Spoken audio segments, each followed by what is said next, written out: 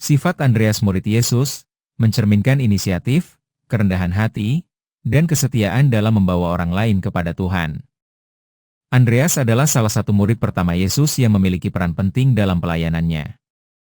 Meskipun seringkali kurang menonjol dibandingkan saudaranya, Simon Petrus, Andreas memiliki sifat-sifat yang patut dicontoh dalam kehidupan beriman. Ia dikenal sebagai murid yang penuh inisiatif, rendah hati, dan memiliki hati yang rindu membawa orang lain kepada Yesus. 1. Andreas, murid yang berinisiatif. Salah satu sifat utama Andreas adalah inisiatifnya dalam mencari kebenaran. Dalam Yohanes 1:35-40, Andreas adalah salah satu murid Yohanes Pembaptis yang pertama kali mengikuti Yesus setelah mendengar bahwa dia adalah anak domba Allah. Tidak menunggu lama, ia segera mengajak saudaranya, Simon Petrus, untuk bertemu Yesus.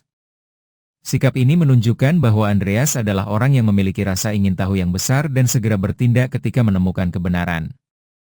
2. Hati yang rindu membawa orang kepada Yesus. Andreas tidak hanya mencari Yesus untuk dirinya sendiri, tetapi juga ingin orang lain mengenalnya. Selain membawa Simon Petrus kepada Yesus, ia juga yang memperkenalkan seorang anak kecil dengan 5 roti dan 2 ikan kepada Yesus dalam peristiwa mukjizat Yesus memberi makan 5.000 orang. Yohanes 6:8-9.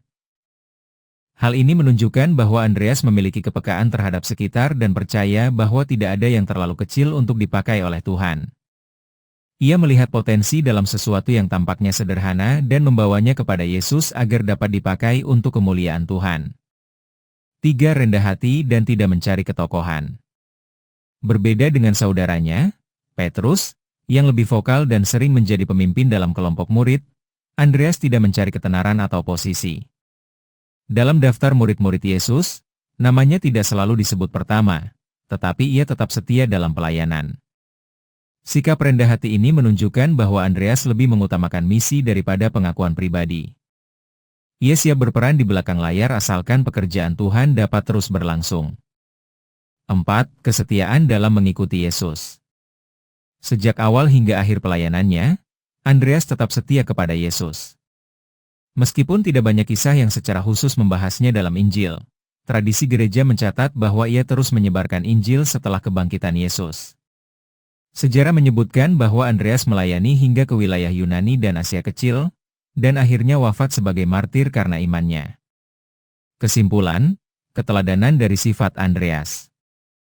Sifat-sifat Andreas mengajarkan kita beberapa pelajaran penting. 1.